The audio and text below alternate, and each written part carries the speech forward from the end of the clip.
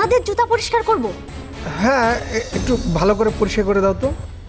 পাগল নাকি তুমি? কি করে ভাবলে আসাদ যে আমি তোমার জুতো পরিষ্কার করব? তাহলে কাজটা তুমি করবে না? না। একদম ঠিক বলছো তো? আপনি একদম ঠিক শুনেছেন।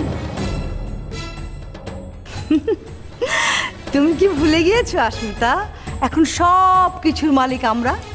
জানো দীপালির কত বড় সাহস, আমাকে বলে মাথা টিপে দিতে।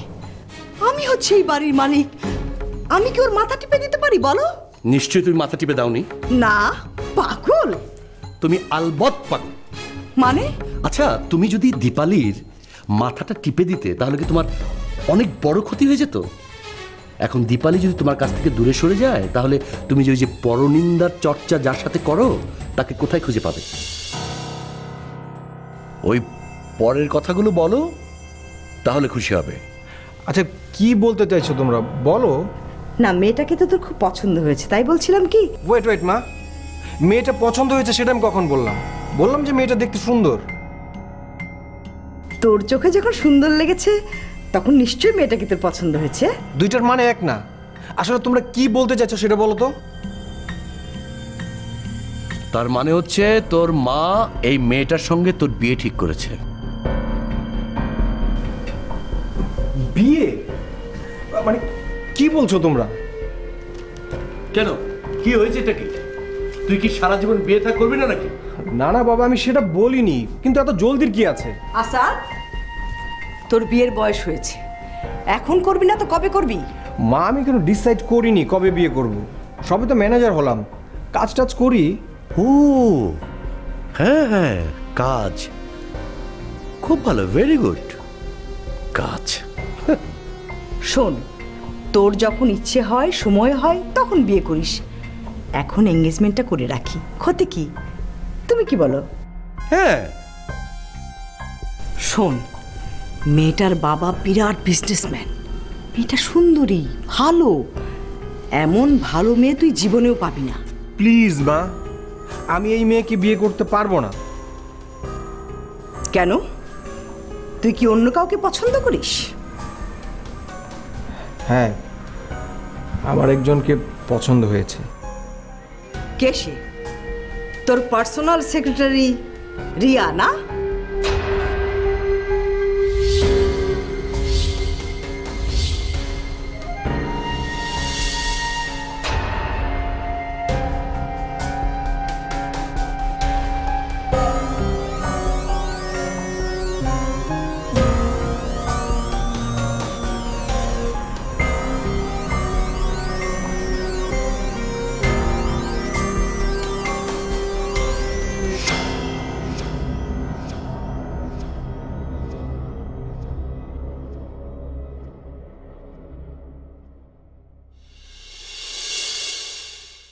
আস্মিতা, জি মা। আমি শুনলাম রিনা নাকি তোমাকে দিয়ে আসাদের জুতা পরিষ্কার করিয়েছে। মা, আপনাকে কে বললো? জ্যোৎস্না আড়াল থেকে সব দেখেছে, ওই আমাকে বলেছে। বাদ দিন তো মা। বাদ দেব মানে? বাড়ির বউকে দিয়ে আসাদের মতো একটা অমানুষের জুতা পরিষ্কার করিয়েছে, সেটাও মেনে নিতে হবে। মা ছাড়ুন না এসব। কি বলছো আস্মিতা? এটা আমি মেনে নিতে পারবো না। বাড়ির বউয়ের এত বড় অসম্মান। আমি রিনার সাথে এক্ষুনি কথা বলবো, এটা আমি মানতে পারবো না। ছি ছি ছি। মা, যারা বাবার মতো দাদির মতো মানুষকে অসম্মান করতে এতটুকু ভাবে না, মা তাদের কাছে তো এটাই প্রত্যাশিত। আর আমি ওদেরকে মানুষ বলেই মানি না, তাই ওদের অপমানও গায়ে মাখি না।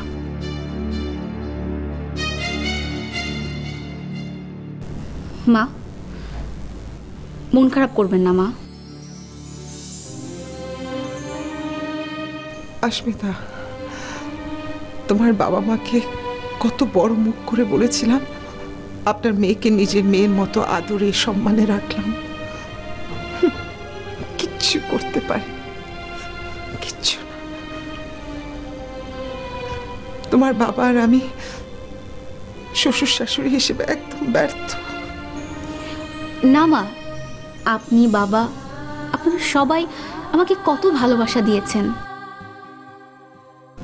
মা, আপনাদের এই ভালোবাসার কাছে ওদের ওই অপমান খুবই তুচ্ছ। আমি যদি আবার জন্মগ্রহণ করার সুযোগ পেতাম, তাহলে আপনাকে আর বাবাকে আমার শ্বশুর আর শাশুড়ি হিসেবে আবার চাইতাম মা। কি লাভ আমাদের ছেলের বউ হয়ে? তুমি তো কিছুই পেলে না। মা, অনেক কিছু পেয়েছি মা। যেখানে অন্য বাড়িতে বউ শাশুড়ির দ্বন্দ্ব চলে, বৌমাদেরকে শাশুড়িরা অত্যাচার করে, সেখানে আমার শাশুড়ি আমার অপমানের চোখের পানি ফেলে। যারা আমাকে অপমান করে তাদের জন্য লড়াই করতে ছুটে যায়। মা, এমন শাশুড়ি তো শুধু ভাগ্যবতীরাই পায়। আমি তো শ্বশুর শাশুড়ি নয়, বাবা মা পেয়েছি। মা, দরকার নেই আমার বাড়ি, গাড়ি, টাকা পয়সার। আপনাদের কাছ থেকে যে ভালোবাসা, স্নেহ, মমতা পেয়েছি, এগুলো আমার জন্য সবচেয়ে বড় উপহার মা। মা, এই উপহার কেউ পায় না, আমি পেয়েছি মা। মা, আমি এতে খুব খুশি, খুব। মা মা মা আপনি আমার অপমানের জন্য মন খারাপ করবেন না মা, আপনি কষ্ট পাবেন না। তোমার মতো বউ যেন সবার ঘরে থাকে, আর আপনার মতো শাশুড়ি যেন সবার ঘরে থাকে, সব মেয়ে পায়। আমাকে মাফ করে দাও। এভাবে বলবেন না মা। কিন্তু তোমরা রিয়ার কথা কিভাবে জানলে? আমরা তোর বাবা মা, বুঝলি? বাবা মারা সবসময় সবকিছু জানে। তোর রিয়াকে খুব পছন্দ? হ্যাঁ মা, মেয়েটা খুব ভালো, সুন্দরী, আমার ওকে খুব পছন্দ। কিন্তু আমাদের পছন্দ না। মা, তোমরা তো রিয়াকে দেখোনি, একবার দেখো। তার কোনো প্রয়োজন নেই, দেখা যাবে না, বন্ধ কর। কেন? আমরা যাকে পছন্দ করেছি তোমাকে তাকেই বিয়ে করতে হবে। হ্যাঁ, অন্য কোনো অপশন দেখিয়ে লাভ নেই। আমি যদি বিয়ে করি তাহলে রিয়াকে বিয়ে করব। তাহলে তোমাকে সারা জীবন চিরকুমার হয়েই থাকতে হবে। কেন? ওই মেয়েকে আমাদের এই বাড়ির বউ হিসেবে কখনোই আমরা মেনে নেব না। মা, রিয়া খুব ভালো মেয়ে। আমার পছন্দ করা মেয়েও খুব ভালো মেয়ে। কিন্তু মা, আমি ওকে বিয়ে করতে চাই না। আর তোর পছন্দ করা রিয়াকেও আমরা এই বাড়ির পুত্রবধূ হিসেবে দেখতে চাই না। বাবা, বিয়েটা আমি করব, আমার পছন্দটা জরুরি। তার মানে আমাদের পছন্দের কোনো দাম নেই? ওফ মা, বাবা, তোমরা কেন বুঝতে চাইছো না? আরে বাবা, তুই কেন বুঝতে চাচ্ছিস না যে তোর মার পছন্দ করা মেয়েকে বিয়ে করলে দুটো কোম্পানি এক হয়ে যাবে? এরকম বড় দুটো কোম্পানি যখন এক হয়ে যাবে না, তখন আমরা এই বাংলাদেশে রাজত্ব করব। তার মানে তোমরা আমাকে নিয়ে বিজনেস করতে চাও? বড় বড় জ্ঞানের কথা বলো না তুমি, ওসব তোমাকে মানায় না। চুরি, মানুষ খুন, কিডন্যাপ, অ্যাটেম্পট টু রেপ, এই সমস্ত করে আবার জ্ঞানের কথা শোনাচ্ছিস? আর রিয়া যদি এই সমস্ত জানতে পারে তাহলে ও তোকে বিয়ে করবে? আসাদ, শোন বাবা, আমরা যে মেয়েকে পছন্দ করেছি, মেয়েটা খুব সহজ সরল। তুই যা বলবি তাই বুঝবি, যা করাতে চাইবি তাই করবে। আমাদের পছন্দ করা মেয়েটা তোর জন্য খুব ভালো হবে বাবা। শোন, তোর মা যা বলছে মেনে নে, ভালোর জন্য বলছে। আরে আমি নিজে খোঁজ খবর নিয়েছি মেয়েটার ব্যাপারে, মেয়েটার পরিবারের ব্যাপারে। রিয়ার পরিবারও তো ভালো। তোমরা একবার কথা বলে দেখো, তারপর না হয় ডিসিশন নিলে। কে কে কে আছে ওর পরিবারে? কে আছে? রিয়া আছে, রিয়ার আন্টি আছে, আর কেউ নেই। সদস্য এত কম? টাকা, সম্মান, স্ট্যাটাস সবই তো কম। মা, একবার কথা বলে তো দেখো। আচ্ছা আচ্ছা, ঠিক আছে, ফোন কর একবার।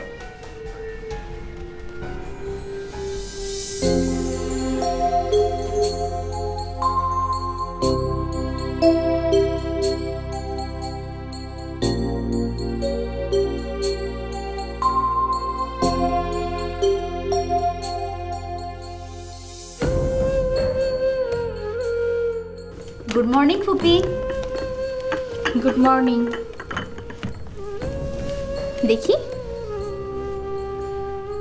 বাহ ফুপি, জ্বর তো একেবারেই চলে গেছে। আমি একটু আগে থার্মোমিটার দিয়ে দেখেছি। খুব ভালো হয়েছে।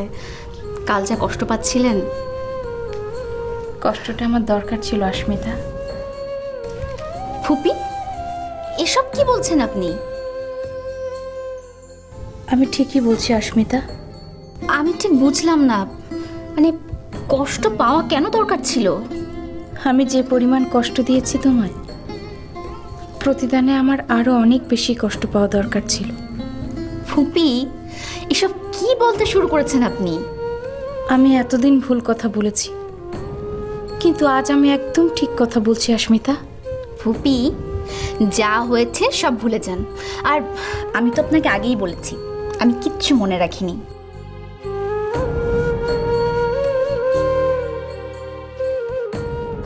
কিন্তু আমি কি কি করেছি তোমার সাথে তা তো ভুলতে পারিনি আমি।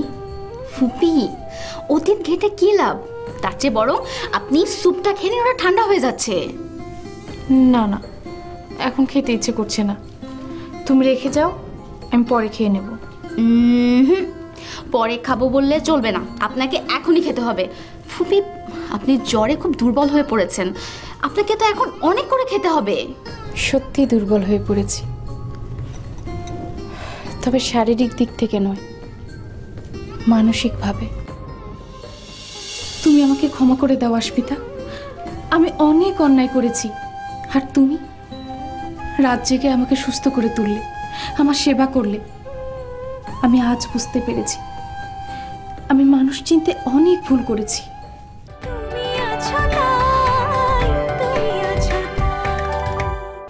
তবে শারীরিক দিক থেকে নয়, মানসিকভাবে। মানে? মনের সমস্ত অহংকার দূর হয়ে গেছে। এখন বুঝতে পেরেছি আমি কতটা ভুল করেছি। সত্যি অস্মিতা, আমার খুব খারাপ লাগছে। ফুপি, আবার শুরু করলেন? তুমি আমাকে ক্ষমা করে দাও অস্মিতা, আমি অনেক অন্যায় করেছি। আর তুমি রাত জেগে আমাকে সুস্থ করে তুললে, আমার সেবা করলে।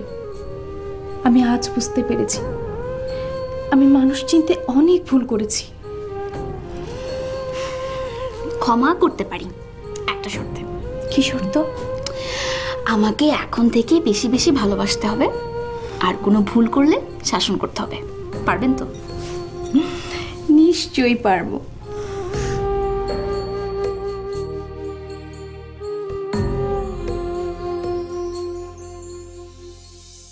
এবার রিং হচ্ছে।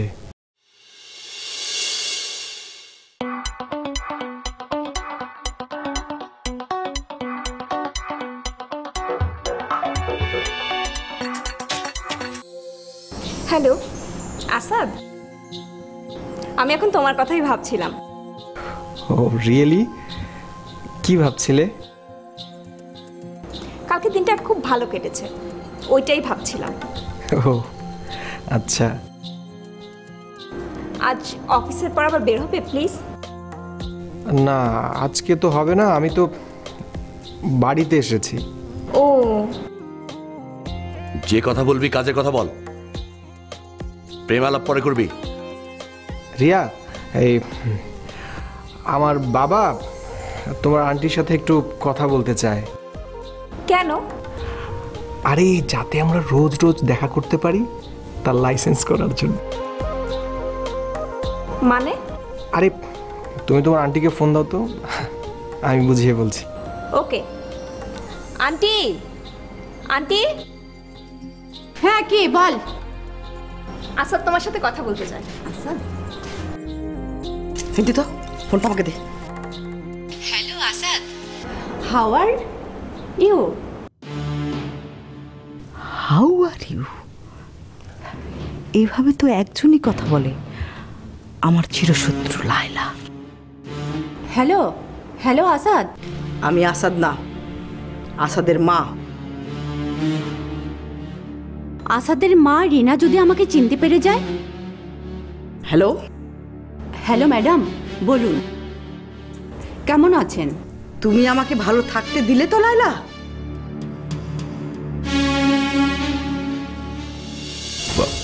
লায়লা, তোমার ভাইজিকে বলে দিও আমার ছেলের আশেপাশে যেন না ঘোরাঘুরি করে, আর যদি আসে তাহলে 25 বছর আগে তোমার যা অবস্থা হয়েছিল তোমার ভাইজিরও সেই একই অবস্থা হবে।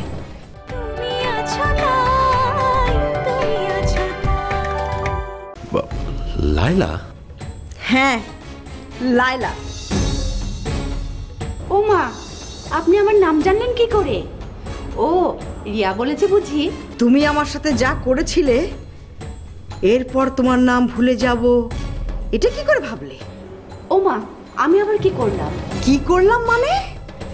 25 বছর আগে আমার জীবনটা নষ্ট করতে চেয়েছিলে, এখন আবার আমার ছেলের জীবনটা নষ্ট করতে চাইছো না? মা, এসব তুমি কি বলছো? তুমি অনেক অপমান করছো। অপমান করছি কারণ তোর রিয়ার আন্টি আমার চরম শত্রু। এসব তুমি কি বলছো? আমি ঠিকই বলছি। না না, আপনি ভুল বলছেন। আমি কেন আপনার পুরনো শত্রু হতে যাব? অতীত ভুলে গেছো বুঝি? আপনি বোধহয় অন্য কারোর সঙ্গে আমাকে গুলিয়ে ফেলেছেন। লায়লাকে চিনতে আমার কোনো কষ্ট হয় না। আহা রিনা, পৃথিবীতে একই নামের অনেকে আছে তো, তাই না? আপনার স্বামী ঠিকই বলেছে। না, আমার স্বামী একদম ঠিক বলেননি। তোমার গলার স্বর, তোমার কথা বলার ঢং আর কারো মতো হতে পারে না। তুমি তো ওয়ান পিস, তোমাকে চিনতে আমার কখনোই ভুল হবে না। শোনো, আমি তোমাকে বলে রাখছি, তোমার ভাইজিকে বলে দিও আমার ছেলের আশেপাশে যেন না ঘোরাঘুরি করে, আর যদি আসে তাহলে 25 বছর আগে তোমার যা অবস্থা হয়েছিল তোমার ভাইজিরও সেই একই অবস্থা হবে। কথাটা মনে রেখো। এসব তুমি কি করলে মা? চুপ, একদম চুপ। এই মেয়ে তোর বউ হতে পারে না, কখনো নয়।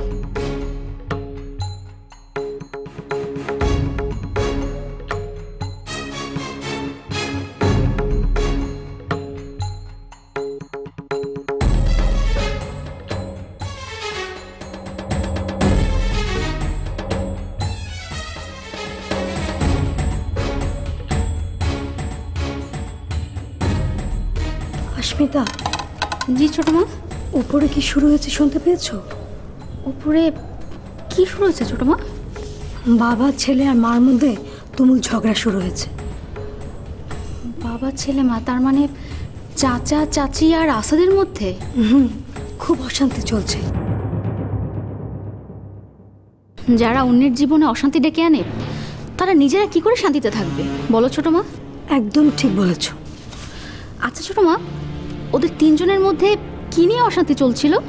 আসাদকে বিয়ে দেওয়ার জন্য রিনা ভাবে একটা মেয়ে দেখেছে, বড় লোকের সুন্দরী মেয়ে, কিন্তু আসাদ পছন্দ করেছে ওর সেক্রেটারিকে। অফিসের পার্সোনাল সেক্রেটারি? তাই তো মনে হচ্ছে।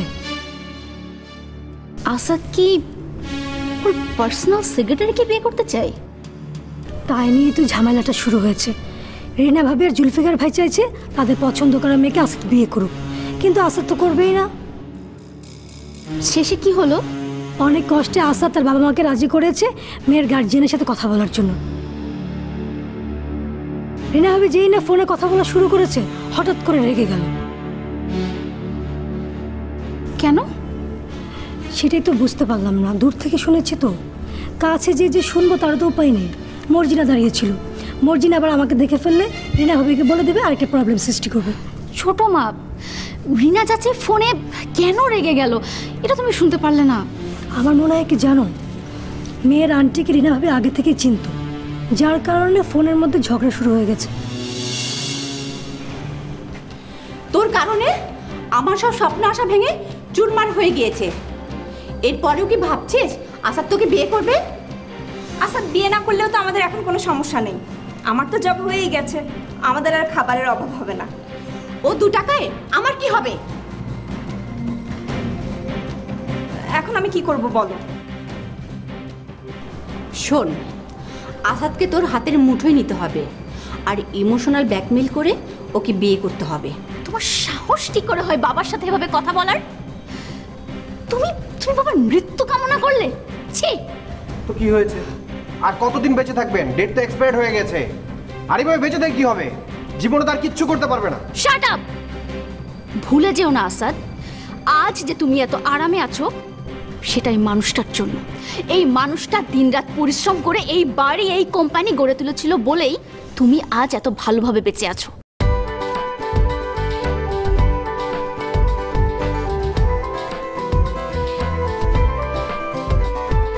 রঙিন পৃথিবী আরো রঙিন লাগে, স্বপ্ন সত্যি হয় ভরসা।